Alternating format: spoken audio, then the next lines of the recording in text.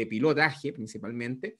Hoy día estamos también adquiriendo una pequeña extrusora, podemos decir que casi una extrusora de juguete, no obstante es una extrusora que nos va a permitir trabajar sobre todo con materiales que son bastante caros y que hoy día están apareciendo este tipo de materiales y que tienen una compatibilidad muy positiva con el medio ambiente. No obstante, son materiales que porque se están apareciendo tienen un elevado costo. Nuestra extrusora normalmente como un sistema puede trabajar de forma continua batch, pero estamos usando extrusoras que nos pide como mínimo 500 gramos de material.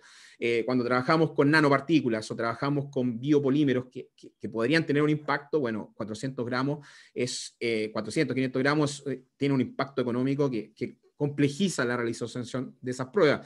Y en ese sentido, la incorporación de una nueva extrusora a nuestra línea, que debiese llegar el próximo mes, nos va a ayudar bastante en eso. Otra técnica está asociada al recubrimiento. ¿Qué es el recubrimiento? En palabras muy simples, es sobre un material que normalmente lo vamos a llamar sustrato, aplica una capa de material con la finalidad principalmente de modificar propiedades físicas, ya sean propiedades mecánicas, ya sea propiedades barrera o aumentar lo que es permeabilidad a gases como oxígeno, como agua. Y este recubrimiento cumple esa función, pero además nosotros también lo empleamos como un sistema carrier para llevar componentes que de forma positiva pueden interaccionar con el alimento, ¿ya? El recubrimiento queda muy claro cuando también se analizan unas latas de conserva. La lata de conserva, en su interior, ustedes pueden visualizar una capa blanca, eso es un recubrimiento sanitario, ese es el concepto que se aplica. Lo mismo pasa en los envases plásticos, flexibles o rígidos, ¿ya? Un recubrimiento que va a cumplir una función. En ese caso de las latas es un recubrimiento que tiene una funcionalidad muy importante que resguarda el contacto directo con el metal del alimento. Otra línea que ya lleva un par de años dentro del grupo está asociado a electrospinning, y en el área de electrospinning son nanofibras que se realizan con distintos materiales poliméricos, que puede ser una técnica bastante interesante porque a partir de ella puedo generar sistemas que están elaborados a partir de fibra, puedo eliminar y incorporar, alguna funcionalidad especial como funcionalidad antimicrobiana, al encapsular compuestos activos en el interior de estas nanofibras. Una técnica también interesante, aquí esto lo hacemos en cooperación con la Facultad de Ingeniería, con el grupo de membranas que posee el Departamento de Ingeniería Química. Trabajamos ahí de la mano con ellos y aplicamos la técnica de impregnación supercrítica para generación de compuestos activos con diversas actividades, principalmente antimicrobiana de todos modos. Por otro lado, estamos también de hace un par de años generando sistemas de encapsulación que nos permitan incorporar sustancias activas antioxidantes, antimicrobianas que nos permiten protegerlas e incorporar los materiales de envase. ¿Ya? En ese sentido, tenemos varias herramientas que nos permiten realizar este proceso. Y finalmente, acá una línea que está en cooperación con el Departamento de Física, que está asociada a la deposición de capa atómica, estas capas es una especie de recubrimiento, pero a dimensión nanométrica, que nos permite tratar materiales en su superficie, con la finalidad principalmente de dar una funcionalidad, mejorar propiedades, ¿ya? Así que ahí tenemos, en general, este es un pequeño resumen de las áreas o líneas en las cuales trabajamos y generamos los materiales de estudio en nuestro grupo. Pueden visitar nuestra página, lavenchile.cl, en la cual se pueden encontrar con más detalles de nuestros servicios, también de nuestro grupo de investigación. Ahí está un detalle de los distintos investigadores. Bueno, justo coincide, tomo una foto y aparece de la forma en que estamos trabajando y operando en Chile. Nosotros aún seguimos con cuarentenas en el país. Nosotros en la universidad estamos realizando un trabajo muy limitado en cuanto a días y horarios, con mínimo número de gente. Es lo que nos obliga la situación que estamos viviendo, esta pandemia, que nos ha hecho cambiar nuestra forma de trabajo. Hoy día estoy desde mi hogar dirigiéndome a ustedes. A veces un día a la semana estoy yendo al laboratorio para preocuparnos de las cosas que son urgentes de sacar. Así que, bueno, ahí los invito a nuestra página. Destacar también un hecho muy importante que se dio el año pasado en nuestro centro, y que fue la inauguración del primer laboratorio de compostabilidad de materiales plásticos y envases. Es uno de los primeros centros en tener un laboratorio para este tipo de análisis. Incluso a nivel regional, y llamo de Sudamérica, es uno de los primeros laboratorios en implementar esto. Esto lo realizamos con aportes de la universidad y también aportes del gobierno a través de Corfo, que nos permitió inaugurar este centro que ya está en régimen, está operando, analizando muestras, y es un tema muy interesante debido al impacto que tienen los materiales de envase en el medio ambiente, y es en este laboratorio en donde nosotros podemos evaluar esa compatibilidad. Tal como se comentó hace un rato, nosotros como investigadores, muchos de nosotros pertenecemos al CEDENA, el Centro de Nanociencia y Nanotecnología de Chile, también el primer centro orientado, es un centro que agrupa distintas universidades del país, pero es liderada por nuestra universidad, la Universidad de Santiago de Chile, y en ese sentido lo que destaca son grupos que están orientados a la investigación básica, principalmente grupos que estudian nanoestructuras magnéticas, nanoestructuras con alguna morfología especial, una morfología tailor-made específica, buscando una funcionalidad. También existen grupos que hacen modelamientos, ¿ya? De nanoestructura, y finalmente nosotros estamos asociados al área de aplicación, y ahí destacan los grupos de medio ambiente, de packaging, y además una área de biomedicina, ¿ya? Entonces, en este grupo también nosotros cooperamos en este tema. Bueno, después de esta introducción a quiénes somos, bueno, vamos a comenzar esta presentación con temáticas asociadas a los envases, ¿ya?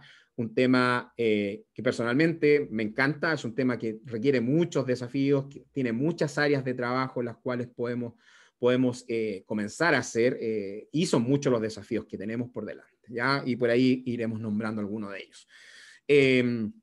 Normalmente siempre parto incluso las clases con esta diapo que nos indica, bueno, cómo ha evolucionado el concepto de food packaging, de envases de alimento en el mundo. Basta con mirar nuestros primeros, y esto en nuestras culturas, yo creo que en todos nuestros museos tenemos aparatos o estos recipientes, más bien dicho, que permitían al hombre hace mucho tiempo atrás buscar y almacenar y transportar alimentos. Y a medida que fue avanzando el tiempo, las necesidades también fueron haciendo que todos estos sistemas se fuesen complejizando. Se descubrió el vidrio, aparecieron las cerámicas. ¿Y cuál fue la función? Proteger lo que yo quería tener en su interior, principalmente alimentos, ¿cierto? Y hemos tenido una evolución que ha pasado desde materiales de lata, materiales de vidrio, y hoy día existe una fuerte tendencia al uso de plástico, que también ahí tiene un desafío, es un tema interesante de discutir. Y yo sé también como ustedes como país han tomado ciertas medidas para frenar los plásticos de solo un uso, que es una temática que a todos nos aflige y nos compromete, ya que ahí hay un impacto medioambiental importante. ¿Ya? Ok, esto ha evolucionado. Me encanta también mostrar esta diapo, soy un fanático del Señor de los Anillos, y en ese sentido, ¿qué les puedo comentar? Bueno, me encanta esta frase de Galadriel, lean El Señor de los Anillos, un libro genial, maravilloso, que dice que el mundo ha cambiado, que lo siente en el agua, lo siente en el aire, y en el aire, bueno, no aparece con mascarilla, así que hay un tema interesante a considerar, ¿ya? Pero me gusta indicar esto, como sociedad, cómo hemos evolucionado. Yo aquí estoy mirando solamente 50 años atrás, quizás. ¿Qué es lo que tenemos en esa fotografía? Bueno, un matrimonio con una buena cantidad de hijos, importante cantidad de hijos. Antiguamente eso era muy habitual en nuestra sociedad. Los padres se ven felices en esa fotografía.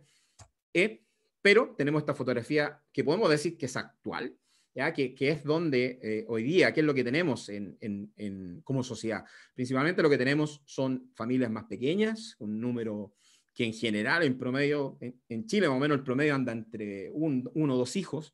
En la situación que vivimos como país, donde, claro, todo es caro, nosotros vivimos en un país que está bastante compleja la situación que estamos viviendo como país. Bueno, estamos haciendo historia, el próximo domingo como país tenemos una elección importante donde vamos a votar un cambio constitucional que por años ha existido en nuestro país desde la dictadura, por lo tanto, bueno, ahí tienen un ejemplo, por ejemplo, como país, cómo nos ha impactado un marco regulatorio que es una constitución, ¿ya? Así que ahí estamos todos interesados en crear un país mucho mejor para todos. Y además, miren, tenemos esta reducción por temas económicos, o incluso por temas de trabajo. La sociedad ha cambiado. Hoy día, padre, madre trabajan, una madre muy empoderada, ¿ya? Por lo tanto, bueno, eso también significa cambio a nivel de sociedad y también a nivel de consumo. Pero también hoy día tenemos presente esto, el COVID-19. ¿Qué nos va a generar este COVID? Realmente, y aquí viene la pregunta que nos vamos a hacer, una vez que todo esto se solucione, exista una vacuna, ¿todo va a ser normal? Creo que no. creo que en este sentido vamos a tener que aprender de esta pandemia y generar estrategias para prepararnos espero que no, pero estar preparados para una situación similar, ¿ya? Y en este sentido, y tal como les comentaba, esta comparación de fotografías en las cuales comentamos unas familias hace 50 años, unas familias al día de hoy, bueno, esto en realidad no solamente es para aspectos de alimento, también en realidad cualquier sociedad lo va a tener. En general existen driving forces, que son orientaciones que da la sociedad o a las industrias, y principalmente el foco principal en los estilos de vida. Y ahí es donde estas fotografías juegan un rol fundamental. Por ejemplo, es cosa de hacer un cambio, normalmente nos retrocedemos un par de años hacia atrás y nos vamos a dar cuenta que normalmente la industria de alimentos, me refiero a incluso agroindustria, producía lo que ellos querían y nosotros como consumidores consumíamos porque no teníamos más opciones. Hoy día existe una fuerte tendencia a que el consumidor es el eje central en la selección de los productos. Por lo tanto, hoy día tenemos que estar informados, las empresas tienen que estar comunicándose continuamente con los consumidores, porque en función de ello va a existir esa producción de un determinado producto. Por otro lado, el costo-beneficio también es un tema no menor en esta cadena de orientación hacia la industria, pero también es importante. Hoy día tenemos consumidores mucho más posicionados, que lo que requieren son alimentos de calidad y seguros. Ya es un tema central hoy día que también se da mucho en las generaciones jóvenes y en las que vienen. Por otro lado, hay un tema muy importante y justo coincide con una coloración verde, son las regulaciones de envases, que también está ligado al tema medioambiental. ¿Ya?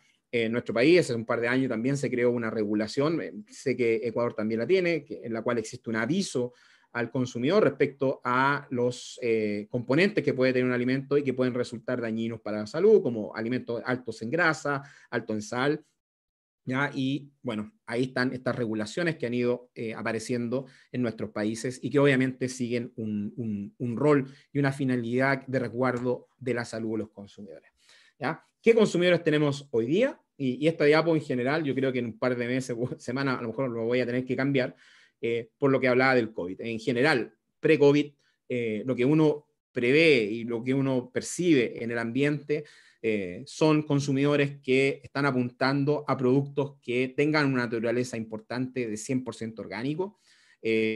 No sé cuál es la realidad en Ecuador, pero en Chile este grupo de veganos ha crecido de forma exponencial en el último tiempo.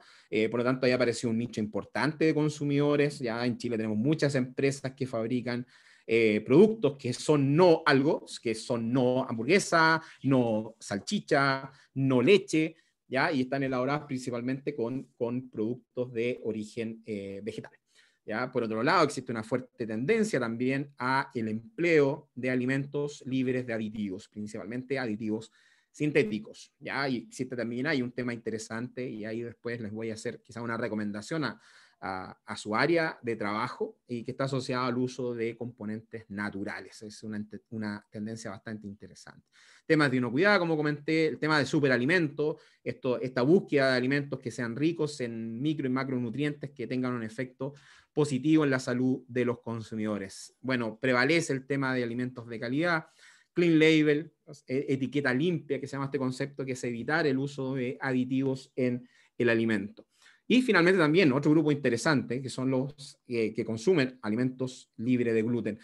Antiguamente solamente esto se planteaba como personas que sufrían de la enfermedad, que eran celíacos, por ejemplo, pero hoy día también existe una fuerte tendencia a no consumir gluten porque se ha detectado que el gluten puede tener otros efectos en la salud de los consumidores. ¿Ya? Y un tema interesante que es y que está muy asociado al área en la cual ustedes trabajan, nuestra área también, que es un gran desafío que tenemos como sociedad y como planeta, y que está asociado y que uno ve esta cifra y nos genera un cierto dolor de estómago, es saber que aproximadamente 1/3 del alimento en el mundo se pierde, ¿ya? Y eso es, y sobre todo cuando tenemos tantos datos de gente en países que, dice llanamente, no tiene qué comer, y por otro lado nosotros desechamos. Ahí tenemos un gran desafío como planeta de reducir ese dato, destacar que la FAO este año decretó el 29 de septiembre como Día Internacional de la Concientización de la Pérdida y Desperdicio de Alimentos. es un tema central hoy día en la FAO, y es allí donde, por ejemplo, el envase juega un rol fundamental. ¿Ya? Es un tema interesante ahí, un gran desafío que tenemos como planeta, que es reducir esto. Si uno ve la FAO también, esta publicidad salió el fin de semana en la FAO, y bueno, lo que ellos destacan es la inocuidad alimentaria en distintos puntos, y ahí destaca la reducción de la pérdida y desperdicio de alimentos. Y ahí es donde, como les comentaba, el packaging, el envase, cumple un rol fundamental. Bueno, y siempre importante, un envase. ¿Qué es un envase? ¿Existe una definición? Sí, existe una definición de lo que es un envase, y vamos a entender que un envase es un producto fabricado con cualquier material. Bueno, yo creo que es cosa de ir al supermercado, vamos a ver una amplia gama de materiales que se usan. No obstante, hay dos materiales que son los que más se repiten, que son el papel, cartón, los celulósicos y los plásticos. ¿Ya? Ahora, normalmente por definición, un envase debe cumplir una barrera pasiva. ¿Cuál es la gracia de esto? Es que separe el medio ambiente del contenido que está protegido en este material de envasado. ¿Cuál es la idea principal de esto? Es evitar o retrasar los efectos adversos del entorno. ¿De qué forma o con qué finalidad? Mantener la seguridad y la calidad del alimento que se encuentra envasado. En cuanto a funciones del envase, destaca la función de manejo, ¿ya? Es una función práctica. También cumple una función, estas son las 4 principales funciones, incluso tenemos más funciones. Otra es entregar información al consumidor, contener, y la más importante es proteger y preservar el alimento que contiene. ¿Ya?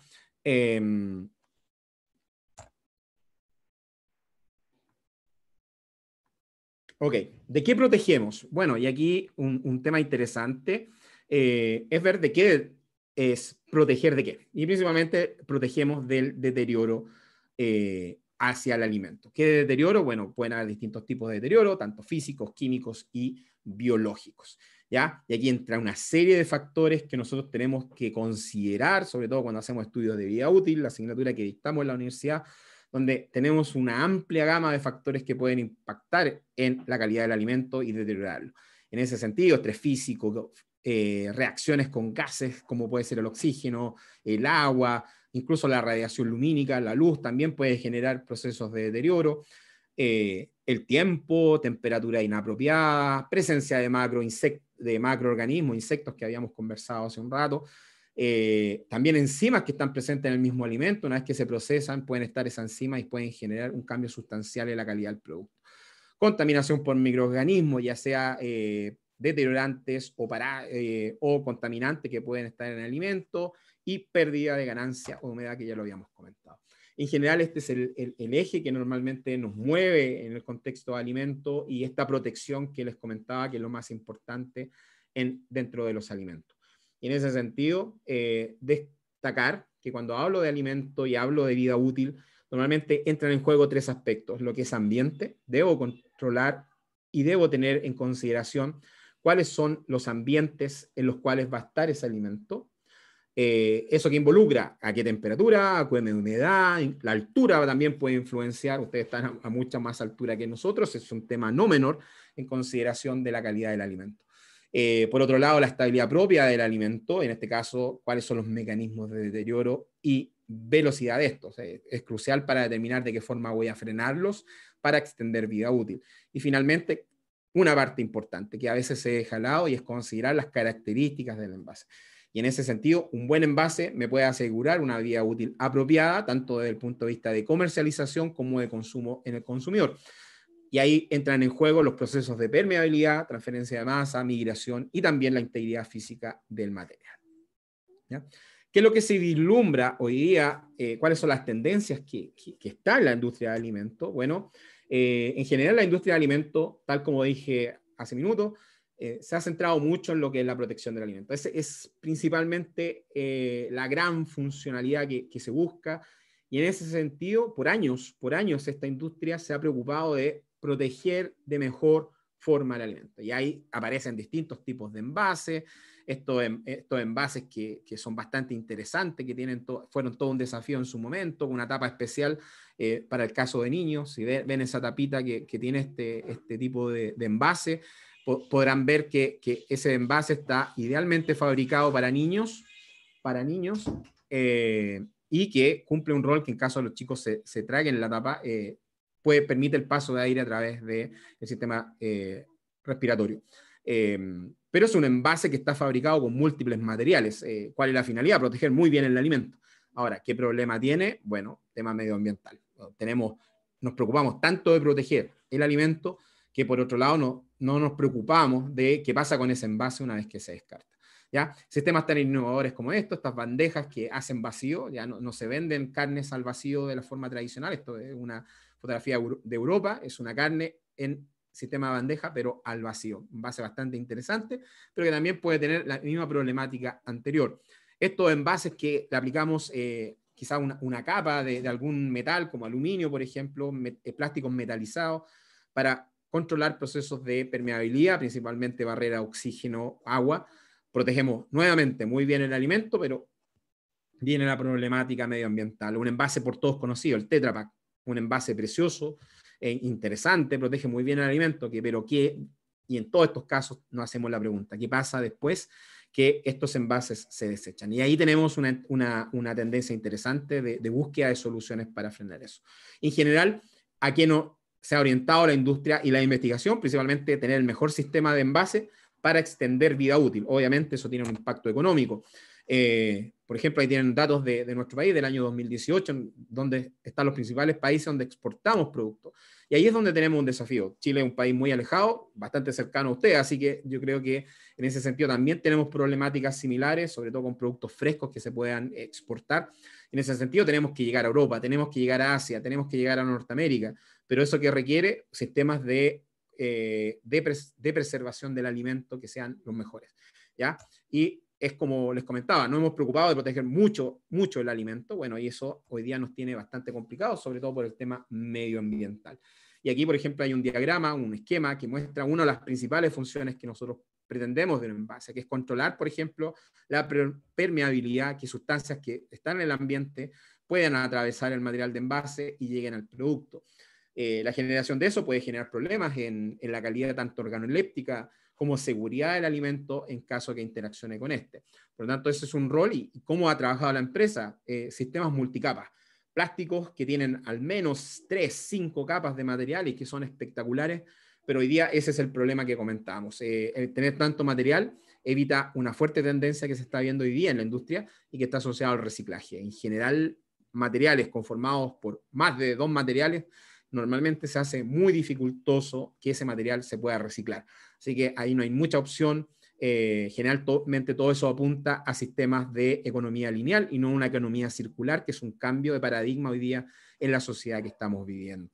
Por otro lado, también existe un cierto cuestionamiento a decir, nos protegemos tanto el envase que nos encargamos de sobreproteger el alimento. A veces damos un tiempo de vida útil que está por sobre lo que en realidad uno requeriría. Y en ese sentido también hay otro tema interesante de evaluar cuál sería la estructura mínima para permitir una vida útil adecuada al consumidor.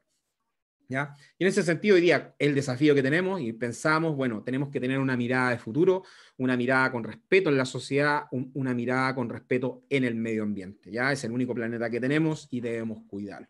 Y aquí aparecen tendencias que hoy día se ven en la industria del packaging, principalmente, y creo que la más importante hoy día es la sostenibilidad, o sea, de diseñar envases con un menor impacto medioambiental. Alternativas como materiales biodegradables, alternativas como generar nuevos envases con que tengan en consideración el ecodiseño, por ejemplo, son estrategias que hoy día están sobre la mesa y que las empresas están empleando.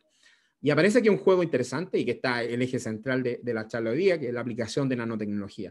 Cómo la nanotecnología puede contribuir a esto, y aquí vamos a ver un par de ejemplos. Y finalmente, también otra tendencia interesante, ahora todas estas están unidas entre sí porque no son líneas de investigación o áreas que sean independientes, sino que más bien trabajan de forma colaborativa. Y hay un área interesante que es el área de envases activos e inteligentes. ¿Qué es un envase activo? Bueno, de acuerdo a un reglamento europeo del año 2009, va a definir los envases activos como materiales u objetos destinados a prolongar la vida útil o a mantener o mejorar el estado del alimento envasado. Están diseñados para incorporar intencionalmente componentes, y esto es muy interesante. Normalmente, previo a la definición de envase activo, nosotros no queríamos que sustancias del envase pasen al alimento. ¿Ya? Eso en general se evita. Por eso se habla de que normalmente antiguamente el concepto de envase era un envase pasivo, que no interaccione con el alimento. Hoy día cambia esta definición y apunta a que el envase interaccione con sustancias que intencionalmente voy a incorporar, que las conozco, por lo tanto debo conocer regulaciones y van a interaccionar de forma positiva con el alimento. De esa forma, que es lo que pretendo, aumentar, incrementar calidad, mejorar calidad y aumentar vida útil. Ahora, normalmente existen dos mecanismos, que uno es liberación de sustancias y otra es absorción de sustancias. Como pueden ver en este gráfico, es un análisis que hice hace un par de meses, en el cual se ve la evolución, en naranjo está la evolución de investigación, número de publicaciones en temas de food packaging, en temas de envases de alimentos. Como pueden ver, una tendencia al alza, pero en gris está el concepto de envase activo. Desde el año 2000 más o menos es un área que se ha comenzado a estudiar bastante por todos los beneficios que ella puede traer. Por otro lado está la definición de envase inteligente.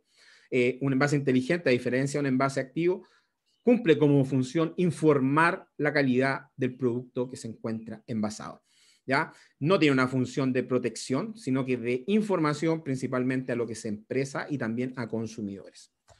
Ahí es importante separar, son dos definiciones distintas. Envase activo mejora calidad y aumenta vida útil, mientras que el envase inteligente nos proporciona información. Hay sistemas tan antiguos como los sistemas que nos indican temperatura. Por ejemplo, se da mucho en bebidas, por ejemplo en cerveza, que hay un logo que cambia de color cuando está a una temperatura propicia para consumo. Eso responde a la definición de envase inteligente. Sistemas que nos van a indicar si la cadena de frío se rompió, con un semáforo, si la fruta que está envasada en ese sistema está madura o el nivel de maduración que tiene. Sistemas que nos indican, miren acá una pequeña caja muy simple, pero que nos indica la zona del corte de, en este caso, un vacuno. Sistemas de refrigeración y sistemas QR que nos indica, por ejemplo, trazabilidad del producto. ¿Ya? Pero en el último tiempo, y esto está apareciendo también en los últimos años, y que está asociado a envases conectados, que es una arista de envase inteligente, y que principalmente lo que busca es que un envase interaccione con el consumidor, pero también con otros sistemas que estén dentro de nuestro hogar. Ya están apareciendo los refrigeradores que tienen la capacidad de detectar la calidad del producto que está en ese envase. También nos va a indicar si nos hace falta un producto que esté en el refrigerador. Todo esto se enmarca en la industria 4.0 que viene a paso agigantado y que en algún momento va a llegar a nuestros hogares. ¿Ya? Esta respuesta que yo consumo el producto, inmediatamente puedo interaccionar con redes sociales. También ahí va a hablar del Internet de las cosas, cómo la industria va a recoger la información que los consumidores están hablando.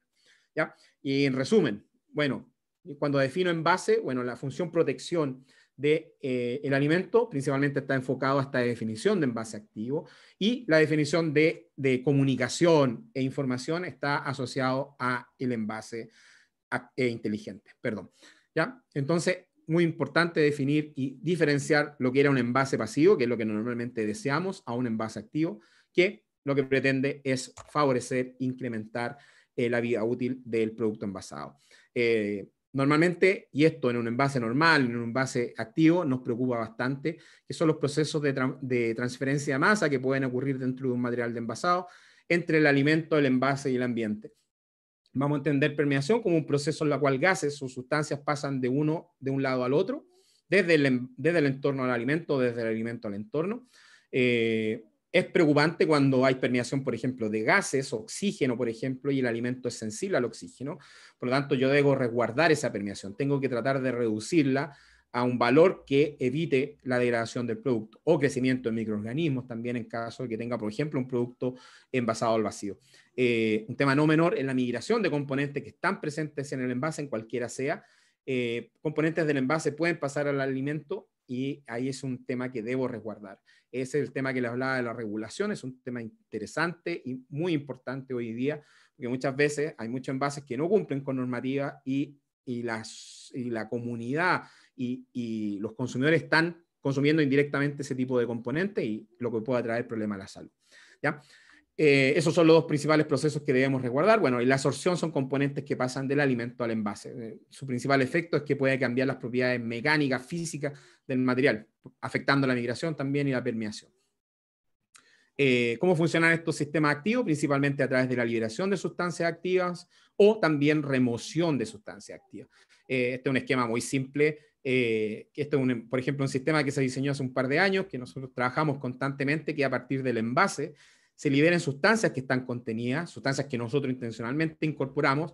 Obviamente hay todo un estudio en cuanto a eso, cuál es la cantidad mínima que yo requiero para el producto, si va a haber un impacto en la capacidad y propiedades sensoriales del alimento, y principalmente lo que buscamos es que esa liberación contrarreste el crecimiento, por ejemplo, de microorganismos en este caso.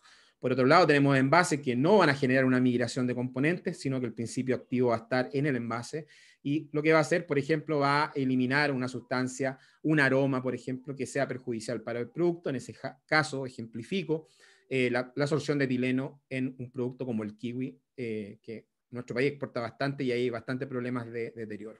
Y en este sentido, un tema interesante, cada vez que yo hablo de envase activo, debo conocer cuál es mi alimento, cuál es el proceso de deterioro, y en función de eso diseñar un sistema de envase activo. ¿Ya? Ahora, ¿cuáles son las funcionalidades principalmente de los agentes de estos envases activos?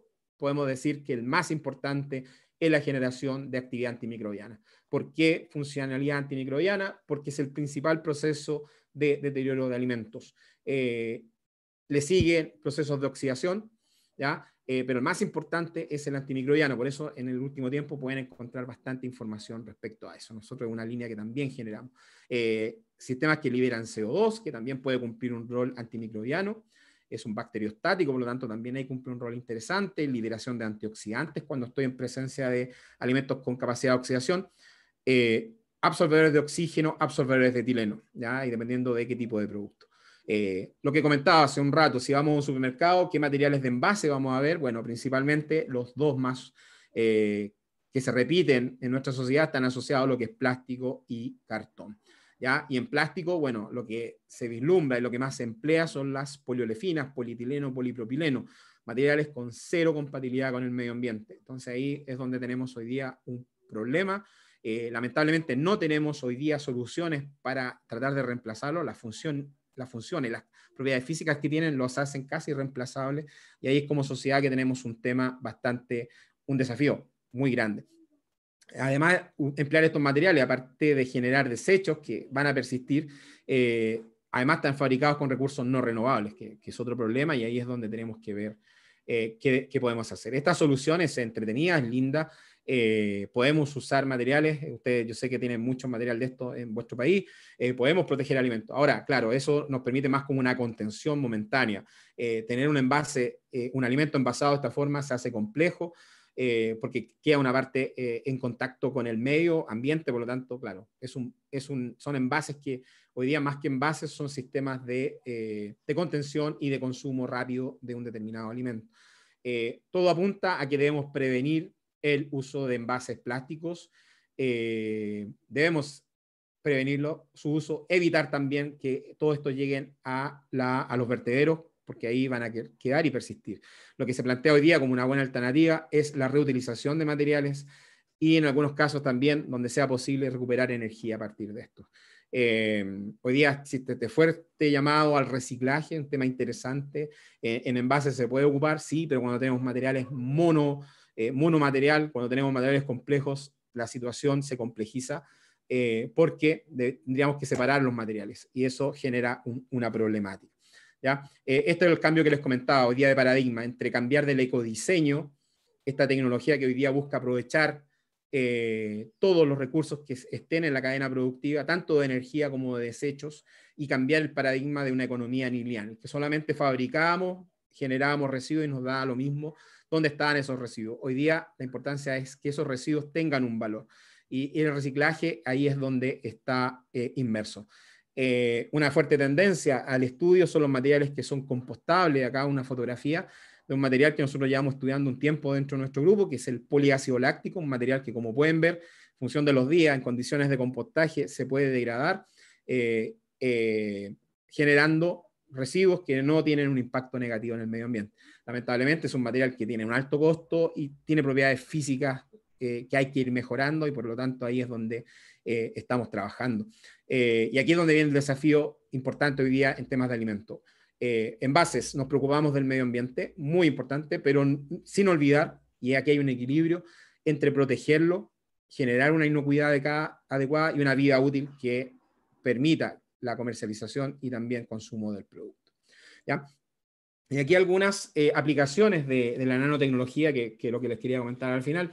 Principalmente se habla de que los nanofoods o la aplicación o el impacto de la nanotecnología en los alimentos está asociada a distintas aristas. Una importantísima, la nutrición.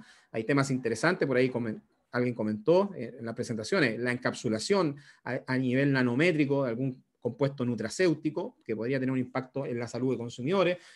Es un tema interesante.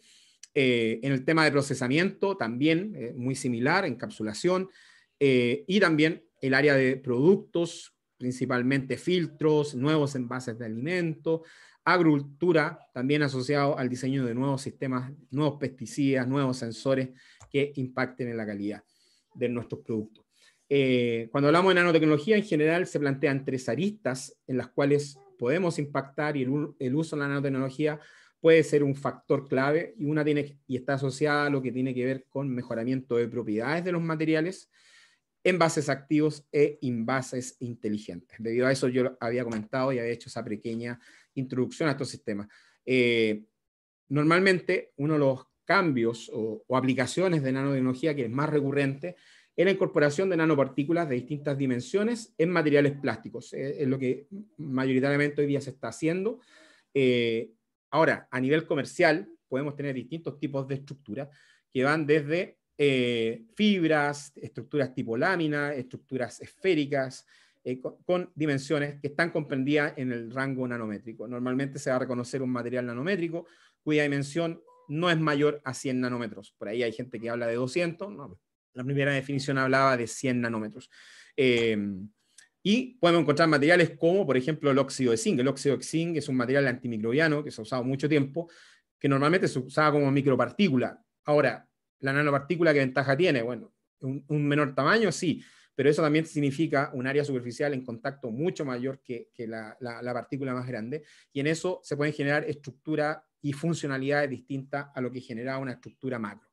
¿Ya? Ahí tienen distintos tipos de estructuras: nanopartículas, nanoláminas, nanotubos, nanofibras, nanohilos, ya nanoalambres, son estructuras que hoy día se están estudiando. Ahora, ¿por qué tanta importancia en la nanotecnología? Miren, este artículo es de 2003, cuando comenzaron muy fuerte en el año 2000 a incorporarse nanopartículas en materiales. Por ejemplo, acá ustedes ven que tienen un plástico, si no me recuerdo, era un polipropileno. Si ustedes agregan un relleno como talco, miren cómo se incrementa el módulo, la capacidad de estiramiento de un material plástico, cómo aumenta en función del contenido de talco. Pero si ustedes se dan cuenta que los nanomateriales como nanotubos, nanoarcillas, una pequeña carga, normalmente bajo el 5%, puede alcanzar un efecto similar cuando trabajo con materiales que están en una dimensión micro. ¿Ya? Por lo tanto, hay una eficiencia de material que es interesante. Por otro lado, un tema no menor y que apunta sobre todo al tema medioambiental, es que a veces muchos materiales que son de origen irrespetuosos con el medio ambiente, sus propiedades barrera, oxígeno, agua, no son las mejores. Y en ese sentido, por ejemplo, incorporación de estructuras tipo lámina en la estructura nos pueden modificar de forma importante la permeabilidad a gases. Es un tema interesante y que se estudia bastante. Nosotros llevamos bastantes años trabajando en esto, y ahí hay un impedimento a la transferencia de masa y reducción de la permeabilidad. Otras funciones de nanopartículas, acá están viendo una micrografía en una bacteria rodeada de nanopartículas de plata. La plata, nanosilver, muy conocido, nanosilver lo vemos en los cepillos de dientes, en las poleras, en los refrigeradores, ¿ya? Es un sistema muy conocido por su actividad antimicrobiana por contacto. ¿Ya? Nosotros como país importamos mucho cobre, también hemos trabajado con cobre, el cobre también tiene una actividad similar a la plata. Sistemas que tienen la capacidad de remover etileno, como el dióxido de titanio nanométrico, un sistema muy eficiente y efectivo, que nosotros estamos trabajando con él. Les voy a mostrar una fotografía. Por otro lado, sistemas, sensores que tienen la capacidad de colocar un pequeño accesorio dentro del envase, y que con nanopartículas puede dar respuesta por un cambio de color, por ejemplo, que hay un proceso de deterioro dentro del envase. Es una línea de investigación que le comenté hace un rato, que estamos evaluando con el tema del salmón, que nos puede indicar cuál es el estado. ¿Ya? Acá abajo, por ejemplo, ven un ejemplo de esto. En función azul, producto no tiene ningún problema. Sistema con un color rojo significa que el producto ya pasó su vida útil, no está apto para consumo. Y eso se coloca con pequeños sensores de sistemas con nanopartículas. ¿Qué hacemos nosotros como investigación en Lab en Chile? Voy a contar un par de ejemplos. Normalmente, Iván, disculpe, ¿cómo vamos con el tiempo? Yo tenía 1 hora, si no me equivoco. Siga nomás, doctor. Muchas gracias. No se preocupe. Tenemos todavía el tiempo suficiente para su exposición. Ok, muchas gracias, Iván. Bueno, y este es un desafío que tenemos como grupo de investigación. Normalmente nosotros trabajamos con ciencia básica, encontramos que es necesario hacer ciencia básica porque nos da las raíces, nos da los cimientos necesarios para posteriormente adquirir el conocimiento necesario para pasar a una siguiente etapa. Que esto es lo importante y los desafíos que tenemos quienes trabajamos en ciencia, que toda investigación nuestra pueda, ojalá, llegar a tener un impacto en la sociedad. ¿Ya? Para todos nosotros, ojalá todos estos envases, todos estos sistemas que desarrollamos tengan un impacto en la sociedad, que nos permitan tener mejores productos, respetando calidad, respetando inocuidad, ¿ya? Y medio ambiente. Y ahí es uno de los objetivos de nuestro centro. Y esto no se puede hacer solo como universidad, sino que también ahí entran en juego lo que es industria, cooperar con la industria para recoger cuáles son las problemáticas que ellos tienen y obviamente con aportes del Estado que nos permitan enfrentar todos los desafíos. El tema del COVID ha demostrado la importancia de la ciencia y la investigación en el mundo. ¿Ya? Hoy día todo el mundo está tras una vacuna y ¿quién la están realizando? Científicos. ¿Ya? Pero parece que cada vez la inversión en ciencia es más baja, sobre todo en nuestros países. Bueno, y ahí es un tema que tenemos que ir cambiando. Nuestro grupo pertenece al IAPRI, que es una asociación donde se reúnen todos los grupos de investigación que hacen estudios en torno a los envases de alimentos. Por lo tanto, ahí denota el liderazgo que tenemos en nuestro grupo, cooperación también con grupos de investigación también asociados a IAPRI, el CETEA de Brasil, trabajo constante que realizamos con ellos, el Fraunhofer de Alemania, el PacLab, una unidad con Milán, estamos empezando a generar lazos con ellos, el IATA de Valencia, Instituto de Agrotecnología de Alimentos, ITN también, un área de envase, y empezando una buena relación con Dijon, la Universidad Tecnológica de Dijon, donde queremos generar lazos. Y ojalá esperemos que también podamos hacer lazos con ustedes, porque ahí tenemos, yo creo, bastantes temas de interés que podemos realizar de forma colaborativa. En cuanto a estructura, y aquí les voy a comentar algo personal, yo sé que hay también estudiantes míos que están hoy día de oyentes. Estas diapos les tengo mucho cariño. Yo ingresé a la universidad hace aproximadamente 12 años a través de un proyecto de inserción en la academia para investigadores jóvenes. Hoy día espero seguir siendo joven. Y una de las áreas de trabajo principal que se me encomendó fue hacer nanocompósitos para modificar propiedades físicas de materiales. ¿Ya? Y en ese intertanto empezamos a trabajar con arcillas. Arcillas que se han conocido por toda la vida, pero que en último tiempo se ha descubierto que su estructura, si yo la rompo, tengo la capacidad de dispersar nanopartículas. Y es muy interesante porque son un componente fácilmente de modificar químicamente y así puedo otorgar distintas funcionalidades una vez que yo incorporo esto dentro de distintos materiales. Por lo tanto, acá hay un tema, una parte importante de mi carrera académica.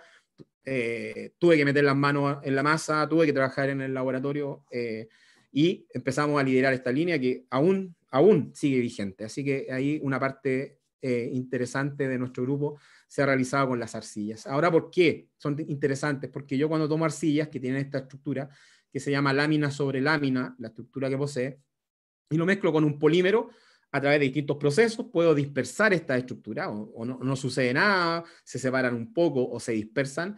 Bueno, lo que normalmente buscamos a nivel de envases es esta exfoliación. ¿Por qué? Porque normalmente lo que se busca es lo que les comentaba hace un rato, es evitar que sustancias permeantes puedan atravesar el envase de alimento. Y esto tiene una trascendencia, porque la incorporación de esto en monomateriales nos puede evitar, y ahí es donde tenemos un gran desafío, el empleo de sistemas multicapa. ¿Ya? Podemos reducir materiales, camas de material, capas de material, perdón, empleando este tipo de compuestos. En esos primeros estudios trabajamos con amonios cuaternarios, que son los que tradicionalmente se emplean para modificar las arcillas, también quitosano, un polímero muy interesante porque tiene actividad antimicrobiana. Nosotros modificamos la estructura, principalmente evidenciamos cambios de estructura de arcilla a través de difracción de rayo X. Aquí ustedes pueden ver la difracción del rayo X a bajo ángulo de la arcilla. Usamos monomoionita, muy empleada, y si la modificamos, existe un desplazamiento del pico de difracción hacia valores de 2 teta más bajos, lo que implica que la estructura se ha abierto. ¿Por qué se hace eso? Porque al abrir la estructura, después yo puedo mezclar con polímeros y puedo favorecer la generación de estructuras tipo exfoliadas. Un análisis clásico muy importante, se ve muy feo porque aparecen muchas señales, pero es un análisis termogravimétrico que constantemente realizamos en el laboratorio, un equipo que poseemos, y que nos permite determinar la estabilidad de los componentes que nosotros posteriormente queremos instalar o incorporar, perdón, en los envases. Esto nos permite decir a qué temperatura soporta, a qué temperatura empieza a degradarse.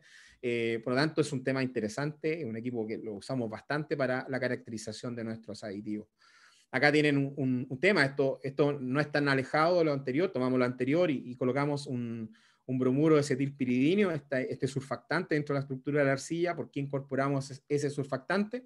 Porque ese surfactante tiene propiedad antimicrobiana, incluso tiene actividad antiviral. Es solo amonio cuaternario que le llaman y que hoy día se están comercializando bastante con la finalidad de hacer limpieza de superficie y de pisos. Por ahí se ha indicado, lo desconozco si están así, pero que podría tener un impacto en la degradación de lo que es el COVID, principalmente destruyendo su membrana.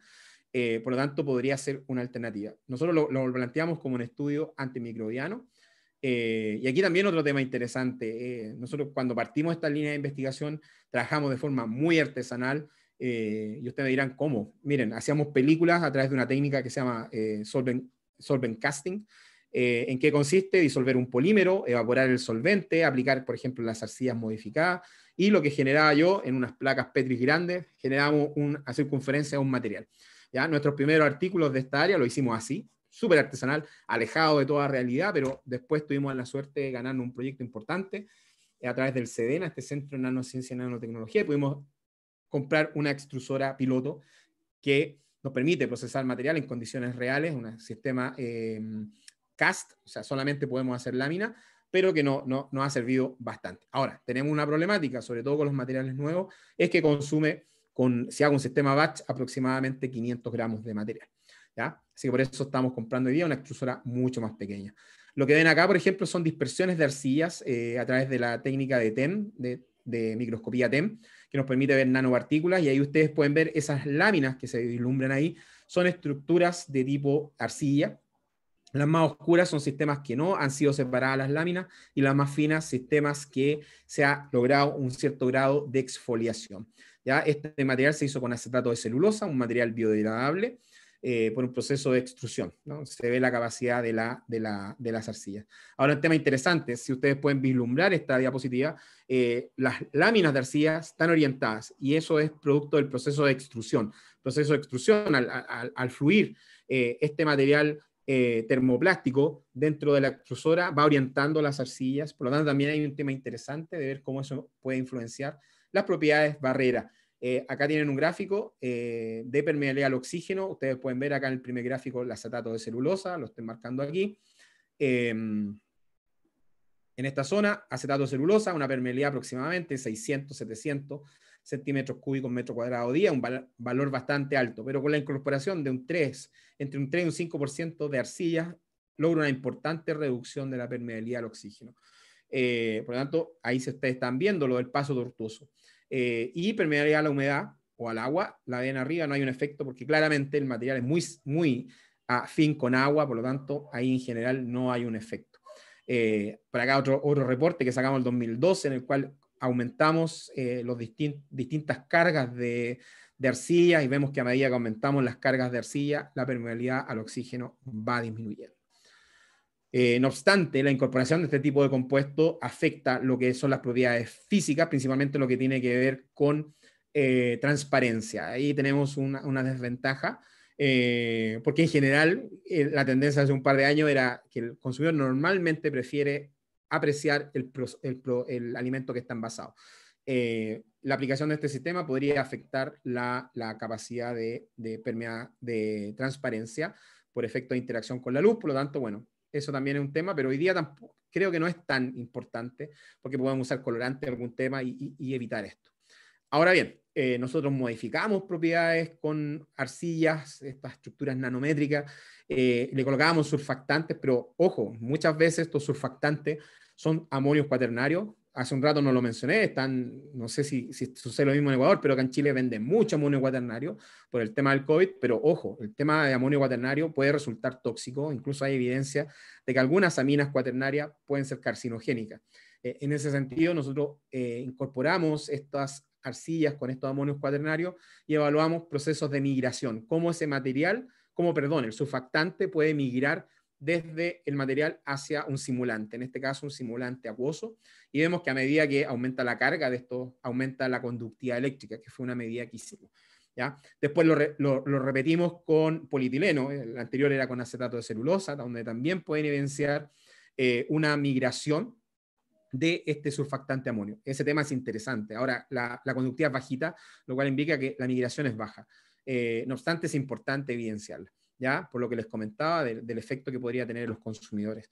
Lo que están viendo acá son cortes transversales de nuestras películas a través de una análisis microscopía SEM, donde se ven estos grumos que básicamente son las arcillas que están presentes en el material. Algo a destacar, este trabajo fue un trabajo de tesis, una tesis de maestría, realizada por una estudiante de vuestro país y que hoy día ella se encuentra haciendo su tesis de doctorado también conmigo.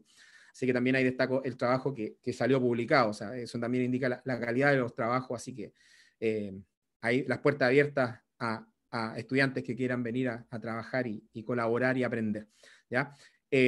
Otro tema que hemos combinado, bueno, modificamos las propiedades físicas, pero también incorporamos sustancias que son naturales y que pueden tener una actividad antimicrobiana. Destaca cinamaldehído, que viene de la canela, el timol, que viene del tomillo. Son compuestos, como se puede ver en estas diapositivas, que reducen el crecimiento de microorganismos, principalmente acá están viendo el coli, un microorganismo patógeno que es importante evaluar y controlar. Un tema interesante, nosotros planteamos, bueno, la arcilla controla procesos de permeabilidad a gases, muy bien, pero ¿qué pasa si tengo un activo dentro del material? La arcilla también puede generar un efecto de retardar la salida del compuesto activo y, bueno, un área que realiza, y aquí también tenemos una profesora, Alejandra Torres, que trabaja en temas de estudiar los fenómenos de transferencia de masa, ver cómo los compuestos activos pueden salir, cómo se ven afectados si tengo un relleno.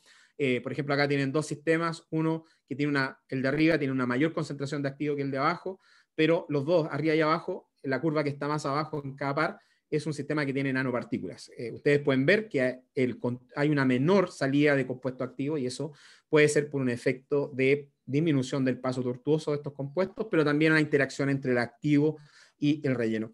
¿Por qué es tan importante esto? Porque nosotros queremos controlar principalmente lo que es la liberación de los activos. ¿Por qué? Porque tenemos que controlarla en el sentido de que debemos entregar una dosis que permita contrarrestar, por ejemplo, un crecimiento de microorganismos. No queremos que tampoco sea muy rápida, porque además puede generar un impacto en la calidad sensorial de los alimentos. ¿Ya? Acá otro estudio similar, aquí contrastamos lo que era casting, estas películas realizadas de forma artesanal, con lo real. También detectamos, ojo, hay nanopartículas que más que la nanopartícula, el componente que nos facilita la compatibilidad entre el polímero y el relleno se puede degradar y se obtienen colores amarillos. Es un tema que también es importante evaluar. Este es un trabajo que de forma colaborativa se realizó en el grupo. Se sintetizaron nanopartículas, en la cual superficialmente se hizo un tratamiento orgánico. En la izquierda son nanopartículas de dióxido de silicio y en la derecha las mismas, pero con un tratamiento superficial para mejorar la compatibilidad con materiales plásticos. Un trabajo muy interesante porque posteriormente de generar estas partículas se mezclaron con PLA a través de un proceso de extrusión. Nosotros también evaluamos cómo se comporta el material cuando incorporamos materiales y nanopartículas, cómo se comporta el proceso de cristalización de los materiales, sus propiedades térmicas, qué pasa con la transición vítrea, temperatura de cristalización, que son parámetros que van a definir las capacidades térmicas del material y también propiedades ópticas. Acá también, por impregnación supercrítica, el material se le incorporó cinamaldehído, el componente con capacidad antimicrobiana, y se ven diferencias cuando estoy en presencia de nanopartículas en el medio. Hay un efecto en el proceso de transferencia de masa. Esta diapositiva, si bien no está asociada a una temática de nanotecnología, quería nombrarlo porque fue un trabajo que realizamos un par de años en colaboración con Fraunhofer Alemania, en el cual usamos un fruto, una flora, un fruto endémico de nuestro país, del sur de Chile, que se llama murtilla, y que trabajamos con la hoja principalmente. ¿Y qué descubrimos? Bueno, muy interesante, la hoja, los componentes, distintos extractos, tanto acuosos como alcohólicos, pueden tener capacidad antimicrobiana. ¿Por qué lo destaco? Ustedes como país tienen muchos donde quizás trabajar en esta área, muy interesante, tienen muchos frutos, por lo tanto ahí hay un área entretenida que pueden realizar. Nosotros, como son compuestos naturales, normalmente a través de un proceso de extrusión es complejo incorporarlo en un material, pero lo que hacemos nosotros, aplicamos un coating, un barniz, acá en esta micrografía lo pueden ver, es una capa de un material sobre polietileno donde va el compuesto activo, ¿ya? Y de esa forma evitamos que se degrade por la temperatura, ¿ya? Tema que también trabajamos, remoción de etileno, un tema interesante. Para Chile exportamos mucho kiwi, mucha palta también, por lo tanto ahí dos frutos climatéricos sensibles a etileno. Lo que hicimos, usamos una ceolita del sur de Chile y la modificamos químicamente y realizamos el proceso a través de un master batch, concentramos el activo y posteriormente generamos película. Ahí está operativa la extrusora, acá el doctor Coloma, un profesor peruano que hizo el doctorado con nosotros, que lideró estos proyectos, trabajó en colaboración conmigo y obtuvimos muy buenos resultados. Bueno, aquí frenamos el proceso de deterioro mediado por etileno. Hay una película que obtuvimos después con una empresa que colaboró con nosotros, ahí está disperso la ceolita modificada con nanopartículas, cortes transversales en las películas y con distinta carga del activo, y ustedes pueden ver cómo la rugosidad en la superficie va cambiando producto de la presencia del mineral. ¿Qué importancia tuvo? Bueno, que a medida que incorporamos mayor contenido de esta zeolita modificada con nanopartículas, aumentaba la capacidad de remoción de etileno en torno a un sistema in vitro. Pero cuando hicimos pruebas in vivo, bueno, detectamos que hubo un control interesante, incluso comparado con el permanganato de potasio. Por lo tanto, ahí es un área que vamos a seguir trabajando y que está stand-by, y hoy vamos a empezar una tesis de posgrado en esta área nuevamente. Acá, por ejemplo, bananas puestas en contacto con un material con nanopartículas de un óxido que actúa con la radiación lumínica, ya con radiación UV, y que se activa y tiene la capacidad de degradar el etileno. ¿Ya? Interesante, cargas de un 5% generan y resguardan y frenan el proceso de maduración, controlando los niveles de etileno en torno a la fruta.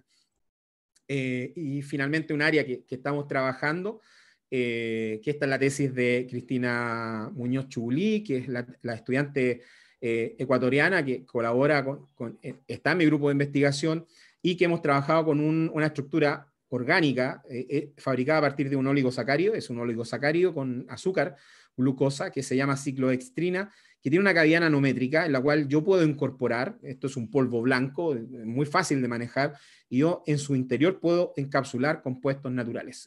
¿Cuál es la gracia de esto? Es que puedo protegerlos, puedo tomar ese polvo blanco con el activo y extruir materiales, por lo tanto conferir actividad, ¿ya? Por ejemplo, acá ven un screening de distintos compuestos activos que una vez que nosotros los seleccionamos, esto frente a coli, podemos encapsular y evaluar cómo se comportaría eso en un alimento. Hemos empleado una serie de compuestos, cinamaldehído, carbacrol, nonanona, y hoy día estamos trabajando con este compuesto, alil isotiocianato, un componente del aceite esencial de la mostaza, que tiene una actividad muy interesante frente a bacterias, frente a hongos. Y esa es principalmente la tesis de Cristina. La ventaja de esto es que podemos combinar ese complejo protegiendo el activo en procesos de extrusión. Tema interesante porque así abre la posibilidad de que esto tenga una aplicación a nivel industrial. Hemos trabajado también en colaboración con grupos que hacen simulación molecular, que nos permite indicar de qué forma el compuesto va a estar interaccionando con esta ciclodextrina, y un hecho muy interesante. Las ciclodextrinas, cuando están con un compuesto activo adentro, cambian su capacidad de absorción de agua, y también controlan los procesos de liberación del compuesto. En general, a mayor humedad relativa, más capacidad de liberación del compuesto que tiene atrapado. Eso tiene una implicancia y es el proyecto de Cristina, que está asociado a controlar Botrytis cinerea, un hongo que afecta la calidad de fruta. ¿ya? Por lo tanto, por ejemplo, para nuestro país, yo creo que también puede ser un problema y es interesante porque es una solución que está enfocada a buscar una solución con compuestos naturales. Hoy día todo eso se hace con metabisulfito de sodio, que hoy día está cada vez menos, es menos recurrente porque hay un llamado a evitarlo, producto de un efecto tóxico que podría tener los consumidores. Temas que también evaluamos una vez compuesto encapsulado, cómo se libera, cómo afecta la humedad relativa. Acá ustedes pueden ver, este es un artículo que recientemente está bajo revisión y que muestra cómo los compuestos activos son liberados en función de la humedad. Se confirma la capacidad de liberación a mayor que tenemos mayor humedad relativa. Aquí una evaluación frente a botrytis, cómo crece botrytis en un agar y cuando lo ponemos en contacto con nuestros complejos de inclusión, algunos son capaces, sobre todo este derivado mostaza, de controlar el crecimiento del hongo. También puede controlar, acá tenemos otros tipos de compuestos, también se evalúa el crecimiento de botrytis de una forma in vitro. Crecimiento de bacterias también de los complejos de inclusión, bueno, acá hay un sistema con ALIL que muestra inhibición total de salmonela, también un microorganismo bastante interesante de evaluar. Y estos son los últimos estudios que hemos hecho. Hemos incorporado estos compuestos, por ejemplo, en unos geles de alginato. Es un gel bastante interesante, biodegradable, lo hemos incorporado en su interior y hemos hecho pruebas en las cuales hemos incorporado pollo en sistema de bandeja y que hemos logrado detectar una reducción del RAM, del recuento aeróbico mesófilo, en pollo, que es un indicador de la calidad del producto, cuando está en contacto con esta almohadilla que presenta estos complejos de inclusión. En azul está el control. Como ustedes pueden ver, el pollo no llega a los 5 días, pero con nuestro sistema podemos asegurar 7 días. Por lo tanto, estamos ganando 2 días por la incorporación de estos compuestos activos. Y un último estudio en el cual hemos incorporado una lámina de PLA con complejos de inclusión en frutillas, un producto que en este tiempo empieza a comercializarse bastante en Chile, y contaminamos frutillas. Tenemos control, hemos infectado una frutilla con una cantidad de botrytis y como vemos ya al 14 días el producto está absolutamente contaminado. El sistema con una distinta condición, hay crecimiento, sí, pero es mucho menor que el control. ¿Ya? Por lo tanto, ahí vemos otra aplicación de estos compuestos activos con este sistema nanoencapsulado. Bueno, este es nuestro grupo. Hace tiempo no nos vemos, desde marzo que no estamos todos juntos, se extraña eso, pero ahí estamos en una fotografía, somos alrededor de 40 personas que trabajamos en el centro, desde profesores, desde investigadores, desde estudiantes de pre y posgrado, desde también personal técnico. Y personal administrativo también que nos apoya. Bueno, y acá, bueno, hace tiempo no había hecho esto nunca y me puse a nombrar a mis estudiantes que han desarrollado tesis y que son la parte fundamental de que yo les pueda comentar todos esos hallazgos y resultados que tenemos. Estudiantes de posgrado, que hicieron tesis tanto de máster como de doctorado y un importante grupo de ingenieros, principalmente ingenieros de alimentos, ingenieros en biotecnología, que han realizado sus estudios de grado en nuestro grupo y que he tenido la suerte de liderarlo. ¿Ya? Bueno, no queda más que agradecer por vuestra atención. Espero que haya estado a la altura de lo que exige vuestro evento. Algunas fotos de nuestro país, una zona norte con bastante cultura similar a la de ustedes, pero tenemos un país largo que va desde este desierto hasta los bosques de nuestro país, hasta los témpanos de hielo. Unas fotografías de nuestra universidad, Universidad de Santiago, con fotos clásicas de nuestra universidad. Y esta parte me encanta, que es la Escuela de Arte de Oficio, que es un monumento histórico y que tenemos la suerte de tener en nuestras casas. ¿Ya? Y muchas gracias por su atención. Bueno, y esta es una fotografía del Chimborazo en vuestra ciudad. Pudimos subir un poquito ahí, así que reconocimos y descubrimos el efecto de la puna a esa altura. Así que agradezco y espero volver en alguna oportunidad a estar con ustedes. Muchas gracias por vuestra atención. Muchas gracias. Agradecemos la participación del doctor Francisco Rodríguez. A continuación, por favor, invito a la sala que mediante el chat, las personas que deseen realizar algunas preguntas, por favor, le realicen al doctor Francisco Rodríguez. Sin antes reiterar nuevamente nuestro agradecimiento para con el doctor. La primera pregunta que nos mencionan dice: con estos envases, ¿de qué manera se mejora el gasto energético de la industria alimentaria sin comprometer la salud del consumidor? un buen punto, porque ¿hacia dónde está apuntando hoy día la industria? Tal como les comenté hace un rato, normalmente no hemos preocupado, y no hemos preocupado porque igual somos parte del sistema, de generar el sistema de envasado que proteja de mejor forma el alimento. Y en ese sentido nos hemos vuelto locos. Incluso hay sistemas de 9 capas de materiales que nos van a permitir proteger muy bien el material. ¿Qué significa aplicar 9 capas? Significa 9 extrusoras funcionando, o menos en realidad, porque generalmente hay un adhesivo que se puede usar, también si tengo sistemas que son laminados, pero que requieren un gasto energético muy importante.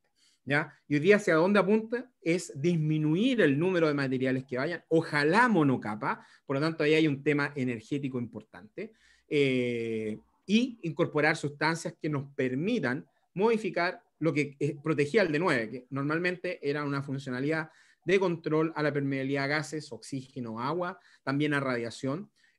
Por lo tanto, ahí hay es interesante porque tengo un impacto negativo, o sea, positivo al disminuir los materiales que se van a incorporar.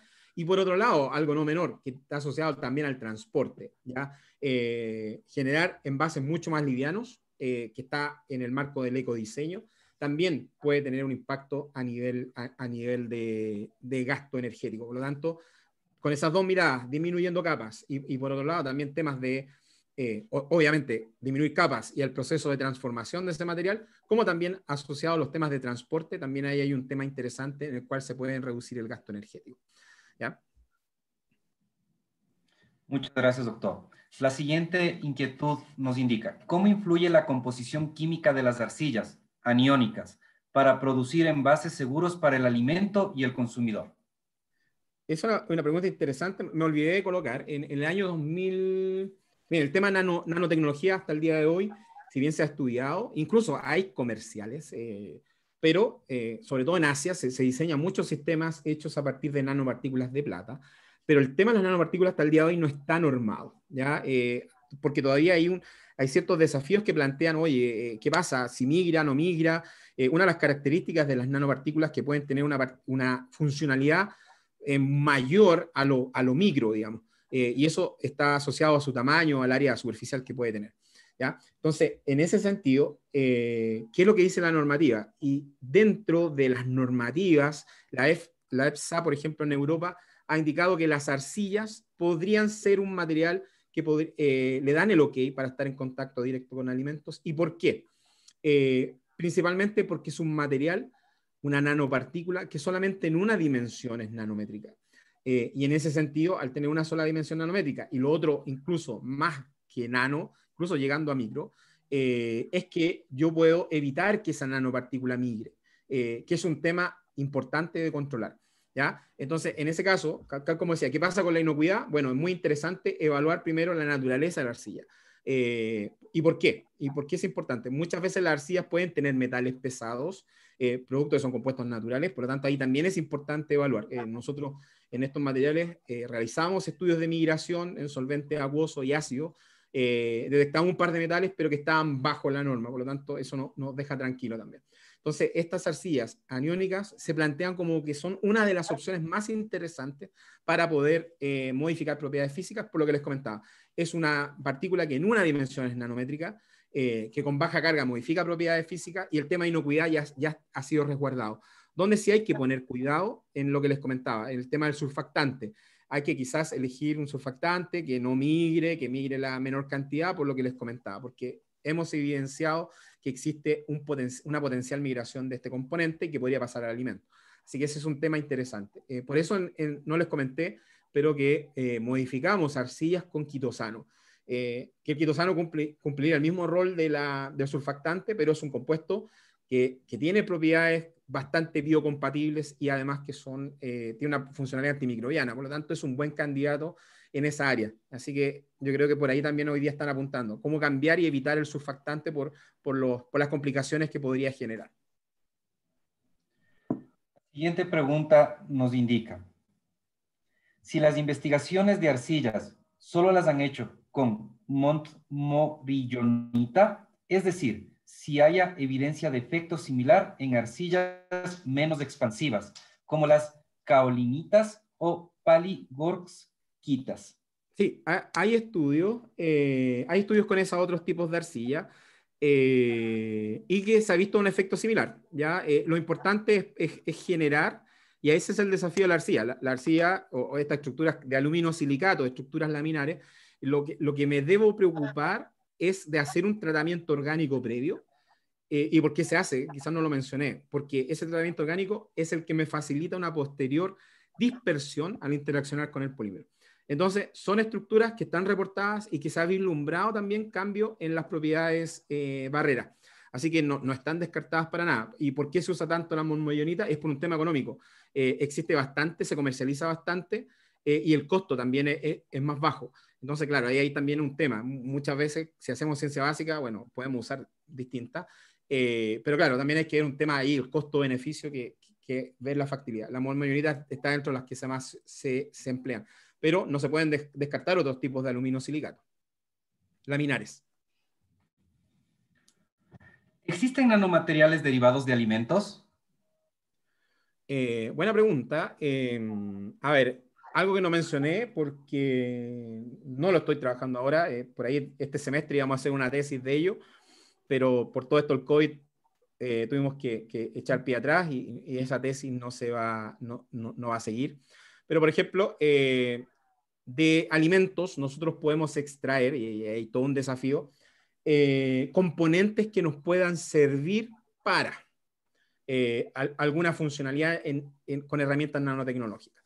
Un ejemplo, a partir de vegetales nosotros podemos extraer celulosa, ¿ya? Y la celulosa no es un material que se use como tal, sino que yo a partir de él puedo generar a través de tratamientos ácidos nanowhisker, que son pequeños cristales que se ha visto que pueden controlar procesos de transferencia de masas como gases. Íbamos a hacer nuestra primera tesis en conjunto con la doctora Alejandra Torres. Este semestre vamos a tener que hacer una tesis teórica, porque no podemos tener a nuestros estudiantes.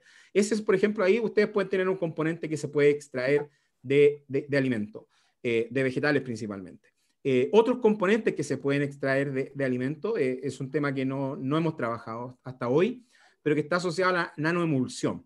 Las nanoemulsiones principalmente están enfocadas a extraer proteínas, por ejemplo, de quinoa, un cereal que se produce en el altiplano y que tiene proteínas bastante interesantes y que pueden servir como estabilizante para nanoemulsiones.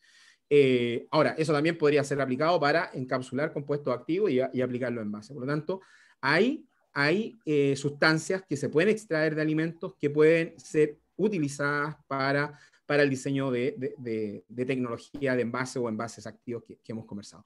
Ahora, ahí hay un tema que se discute y que, por ejemplo, ¿qué pasa? Yo estoy usando alimento para extraer materiales para diseñar envases. ¿Cuándo tenemos hambruna en el mundo? Que la típica discusión que se genera. Por ejemplo, el almidón. El almidón es un buen candidato para hacer almidón termoplástico, que es un film biodegradable, que tiene propiedades físicas que hay que ir mejorando. Pero claro, se saca el almidón. Claro, ¿y de dónde se saca? Almidón de papa, almidón de cualquier fuente alta de almidón. Pero claro, ahí viene el desafío. Oye, pero estás usando alimento para extraer componentes. Por lo tanto, ahí, claro, hay un tema que da para discusión, pero sí se pueden extraer componentes que nos pueden generar materiales, funcionalidades para el desarrollo de envases. ¿En cuánto incrementa los costos al consumidor con los productos conservados de esta manera? Va a depender de cada alimento. Normalmente, a ver, quizás una pequeña guía, llegar y colocar un activo o un aditivo para una funcionalidad. Claro, por ejemplo, la arcilla. Yo puedo llegar a un 10%, agregar arcilla y puedo contrastar y controlar paso de gases. Pero claro, un 10% ya significa un gasto mayor frente a esto. Y ahí viene el desafío. La industria está de acuerdo en incrementar esto y la respuesta es la siguiente. Si eso a mí me permite extender vida útil en un número adecuado, que me permita obviamente impactar de forma positiva lo que es ganancia, la inversión va a ser favorable. Normalmente va a depender de lo que se esté usando, pero por ejemplo yo les comento estos envases que hemos hecho en pollo, que es un dato que tengo muy fresco en la cabeza porque acabamos de preparar un informe, incorporando un compuesto de estos naturales, que son compuestos volátiles, hemos incrementado en un 33% la vida útil de pechuga de pollo, por ejemplo. Filetillo de pollo. hemos pasado de 5 a 7, 8 días, respetando lo que son los reglamentos sanitarios de nuestro país. Y eso es con una baja carga del activo. Eso, desde un punto de vista comercial, bueno, 2, 3 días es súper importante, porque, por ejemplo, nosotros sabemos el problema en Chile. Chile es un país largo y muchas veces todos estos alimentos se transportan vía terrestre. Ganar 2 días es súper positivo, y más aún si exporto. Por lo tanto, la idea es tener un impacto, es que ese incremento esté de acuerdo a los costos de inversión, porque obviamente todos estos materiales van a costar, van a tener un incremento en su producción. Obviamente estoy incorporando un aditivo adicional, pero la idea es que se contrarreste con lo que se gana en días. Normalmente estamos hablando de que estos sistemas de incremento no debiesen pasar del 5% del costo del envase, ¿ya? Para extender una vida útil de ojalá de un 25 en arriba por ciento, 20-25% de vida útil. Muchas gracias, doctor. En realidad su intervención está muy interesante, ha sido muy interesante, que tenemos muchas preguntas, pero por cuestiones de tiempo nosotros la enviaremos a su correo electrónico para que puedan ser contestadas en su momento, doctor. Nuevamente, de parte de toda la coordinación y la organización del evento de la Facultad de Ciencias Pecuarias de la Escuela Superior Politécnica de Chimborazo, quedamos eternamente agradecidos con usted, esperando y augurando que su salud también se encuentre de muy buena manera de hoy en adelante, estimado doctor. Y esperamos en una próxima ocasión no vernos de una vida virtual, sino sería lo ideal presencialmente, que las puertas del SPOCH están abiertas para usted y todas las personas de la Fraterna Universidad Santiago de Chile, estimado doctor Francisco. Muchas gracias, profesor, y agradezco la invitación. Para mí es un gusto y ojalá podamos repetirlo y estar de forma presencial. ¿Ya? Un abrazo a todos, mucha salud, y superaremos todo este problema que estamos viviendo. ¿Ya? Un abrazo grande desde Chile a todos. Muchas gracias por la invitación. Hasta luego, doctor. Muchas gracias.